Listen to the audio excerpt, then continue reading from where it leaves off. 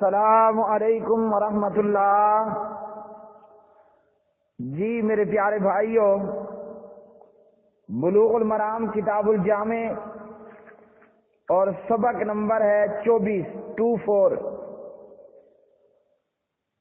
بسم اللہ الرحمن الرحیم۔ عن ابی ہریرہ رضی اللہ تعالی عنہ قال قال رسول اللہ صلی اللہ علیہ وسلم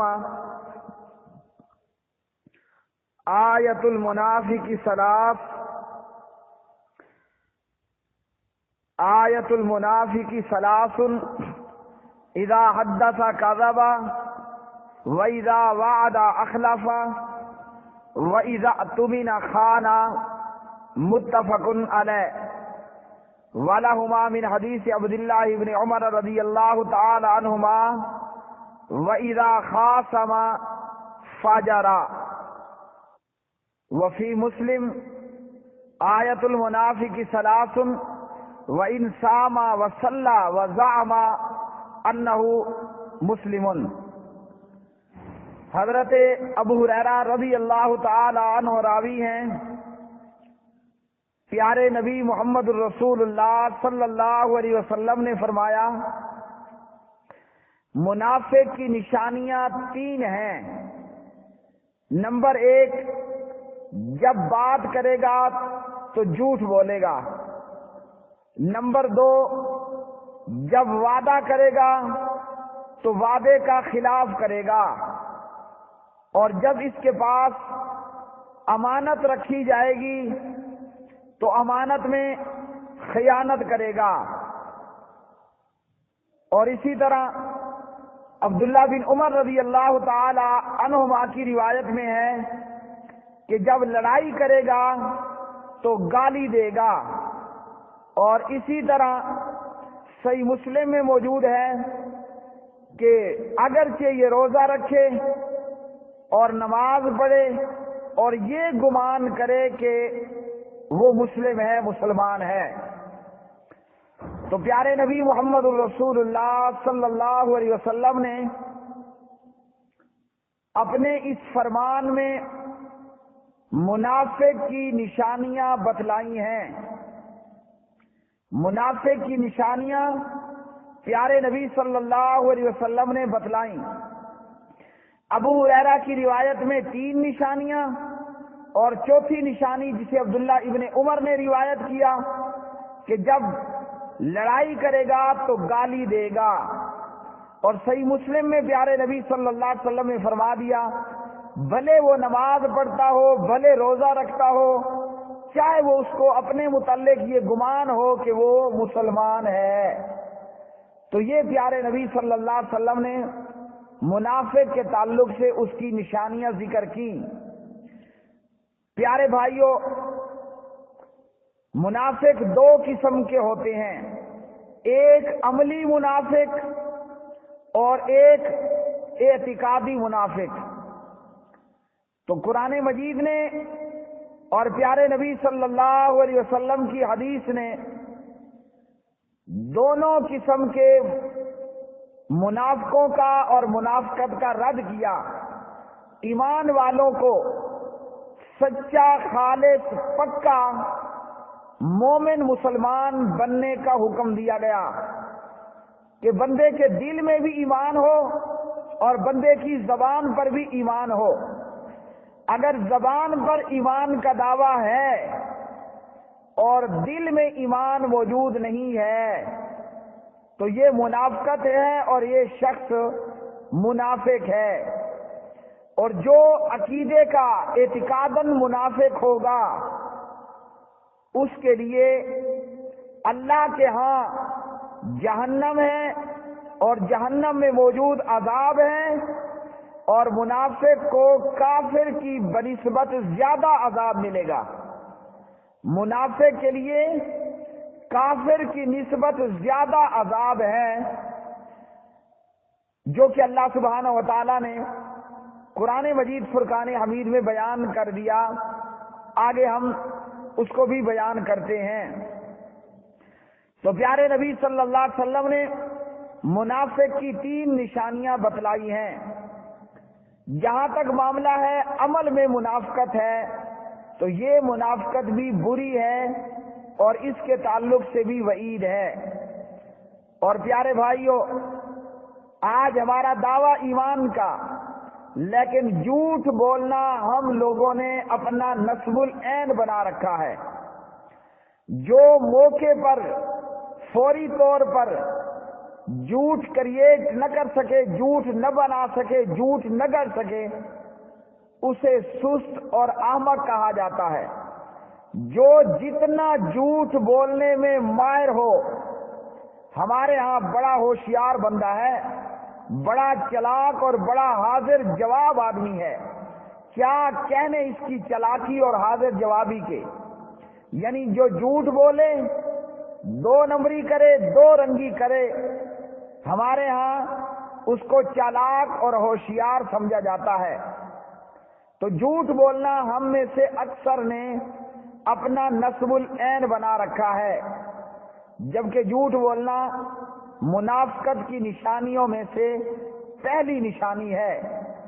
اس لیے کہنے والے نے یہ کہا کہ 2 رنگی چھوڑ دے، 2 رنگی چھوڑ دے، یک رنگ ہو جا، یا سراسر سنگ ہو جا، یا سراسر موم ہو جا۔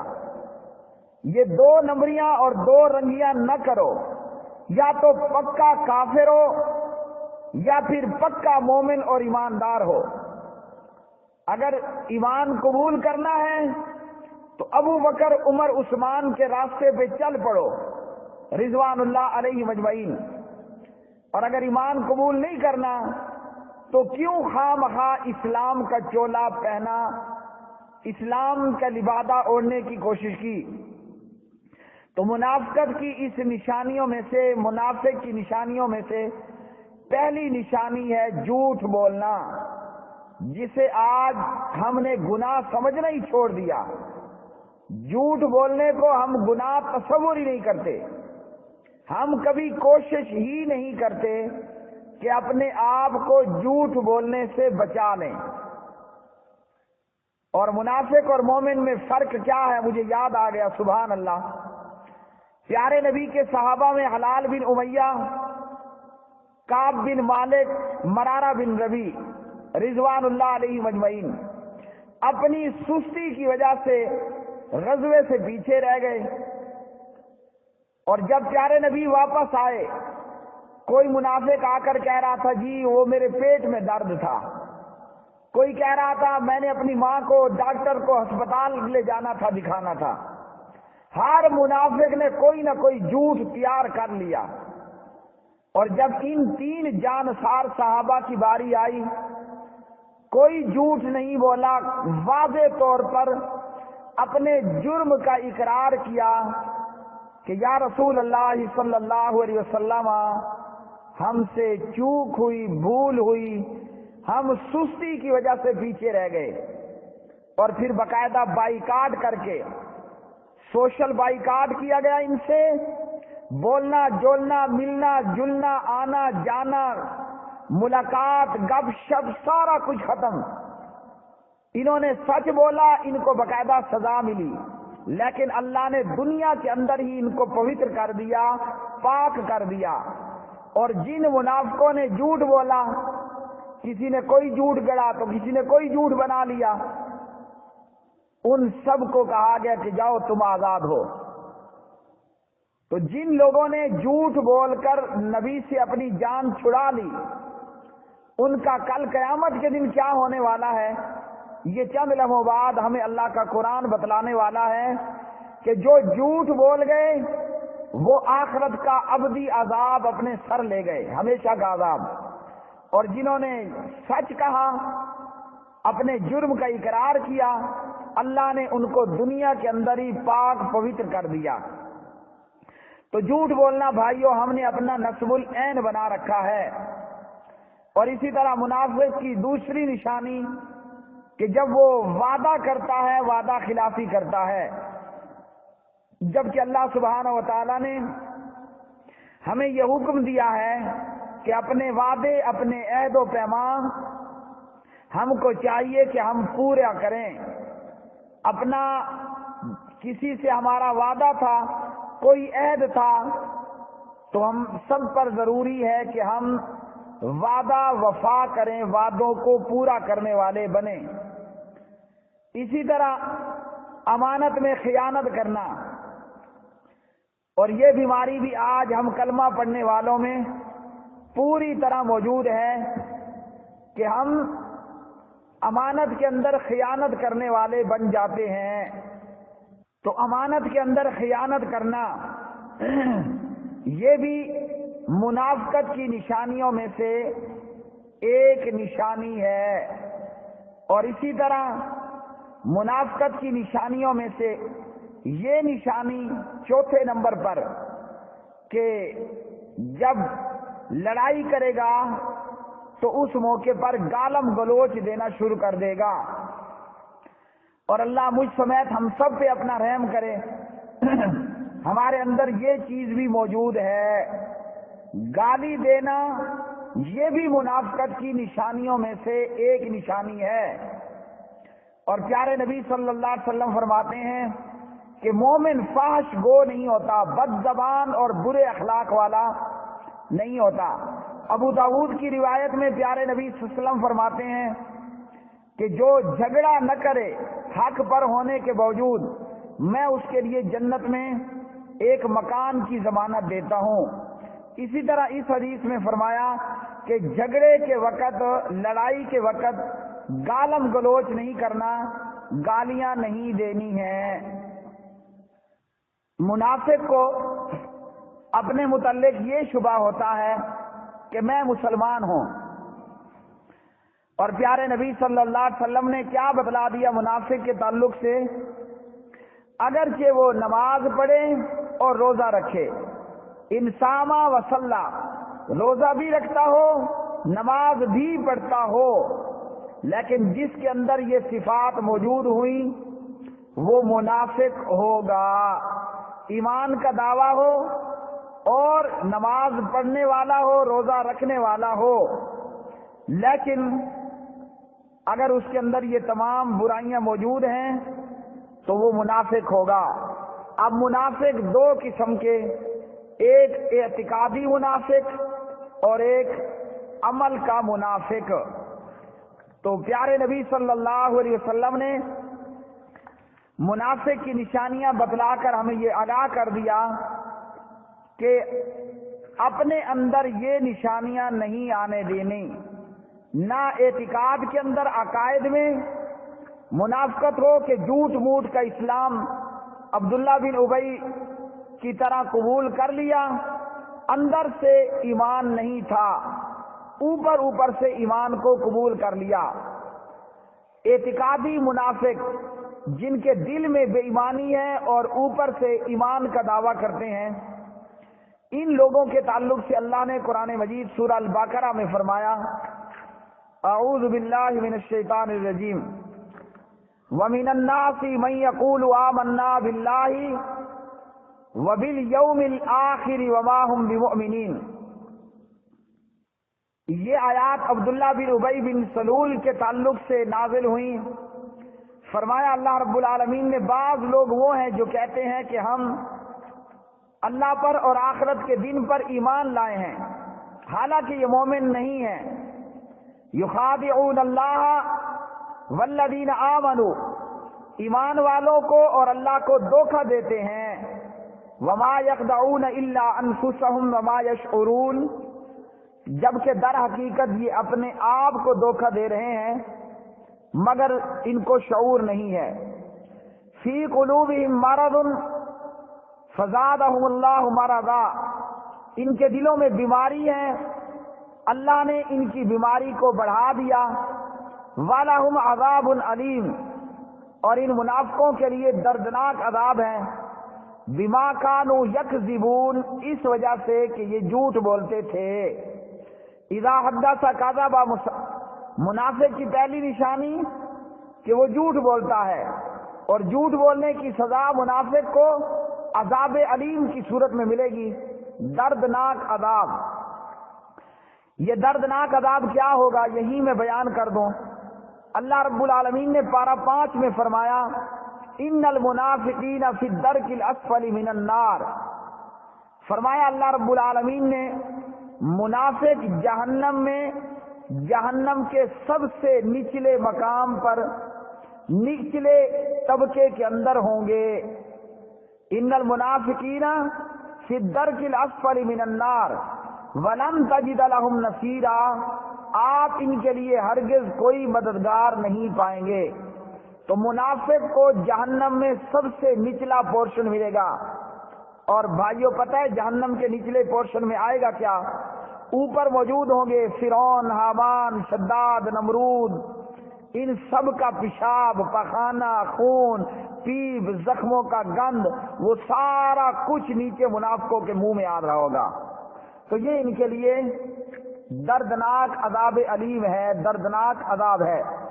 وَإِذَا قِيلَ لَهُمْ لَا تُفْسِدُوا فِي الْأَرْضِ قَالُوا إِنَّمَا نَحْنُ مُصْلِحُونَ، جب ان منافقوں سے کہا جاتا ہے زمین میں فساد مت کرو، کہتے ہیں ہم تو بڑے اصلاح کرنے والے ہیں۔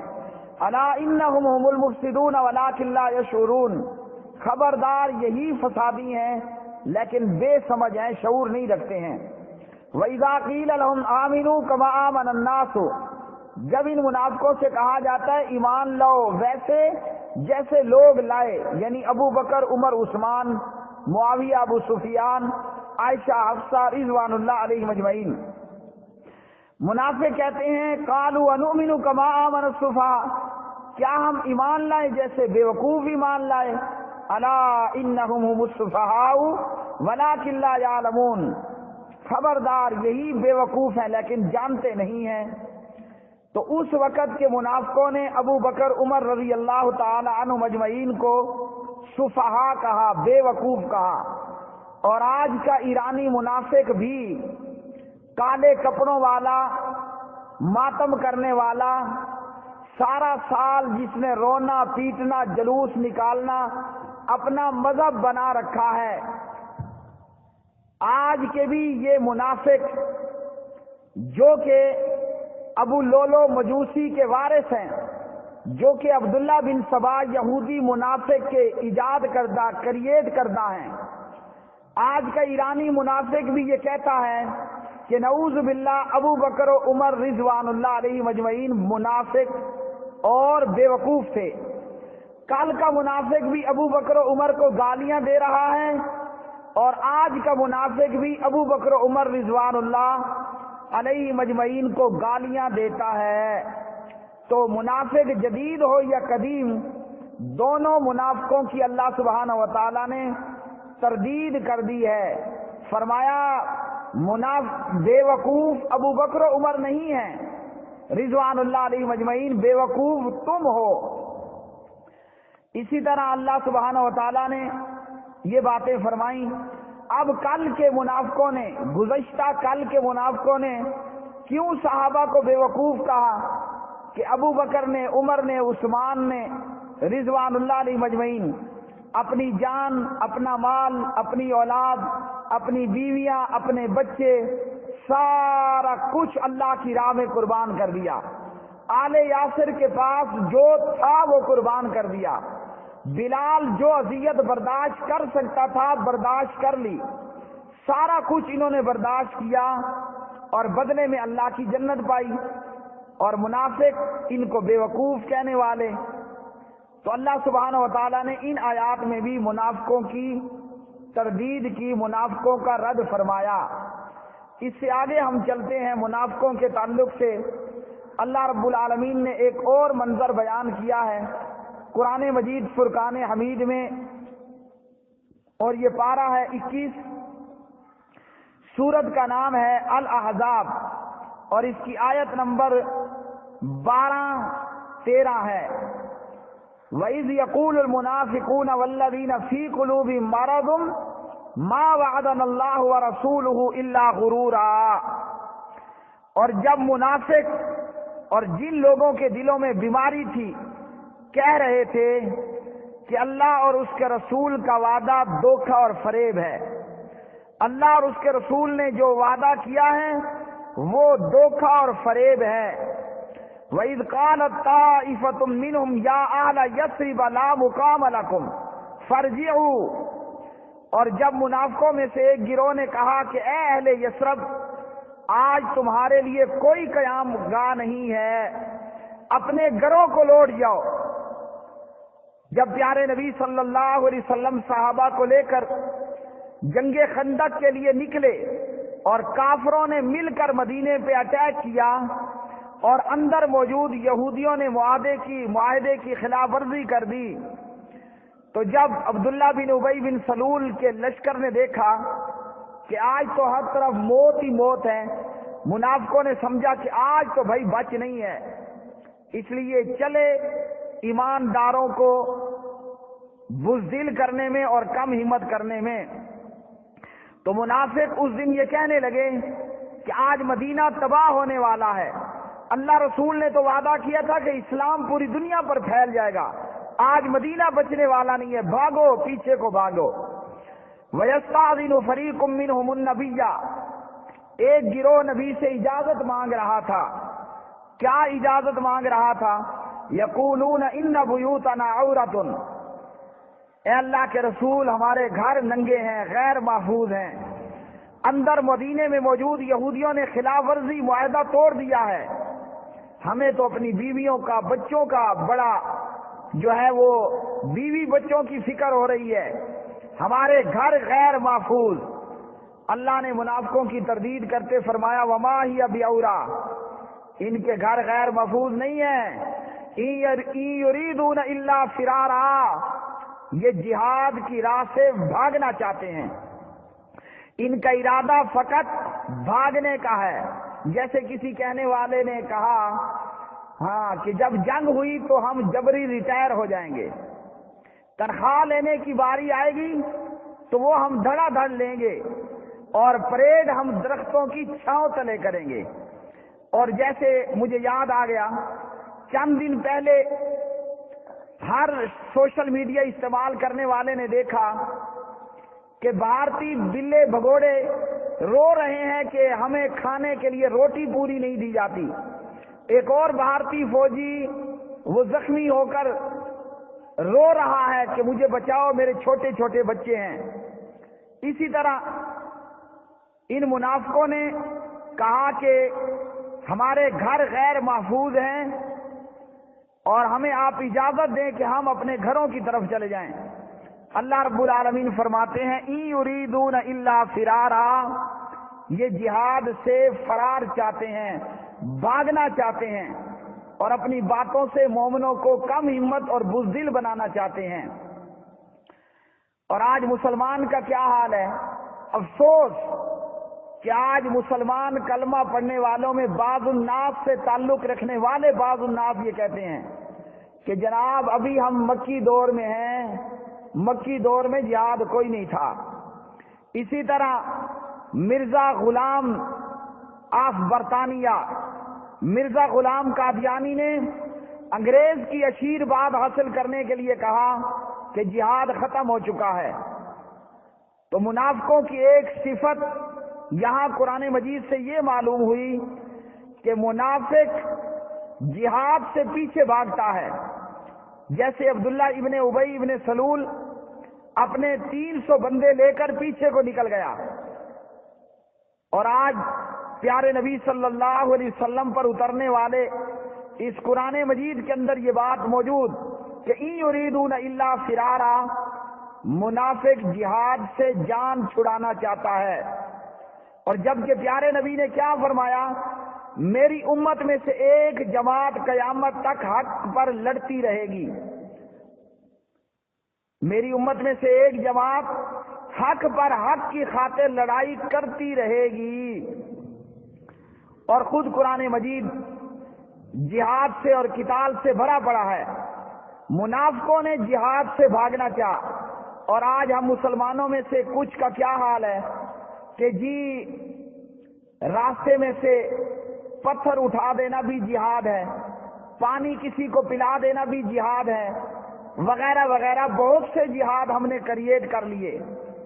جس جہاد سے ابن ابی بھاگا اور بھاگنے کے لیے اجازتیں مانگی، وہ جہاد وہ تھا ان اللہ اشترى من المؤمنین انفسهم واموالهم بان لهم الجنہ، اللہ نے مومنوں سے سودا کیا کہ مومن اپنی جان اپنا مال اللہ کو دیں گے، بان لهم الجنہ، اللہ بدلے میں جنت دے گا۔ منافقوں نے اس جہاد سے بھاگنے کی کوشش کی۔ تو پیارے بھائیوں، یہ منافق کی نشانیاں تھی۔ اللہ سبحانہ و تعالیٰ سے دعا ہے کہ اللہ خالق و مالک ہمیں اپنے اندر ایمان پیدا کرنے کی توفیق عطا فرمائے، چاہے منافق اعتقادی ہو یا منافق عمل کا ہو، ہر قسم کی منافقت سے اللہ سبحانہ و تعالیٰ ہمیں اپنی حفاظت میں رکھے۔ منافق کی ایک اور کچھ نشانیاں تھوڑی سی بیان کیے دیتا ہوں۔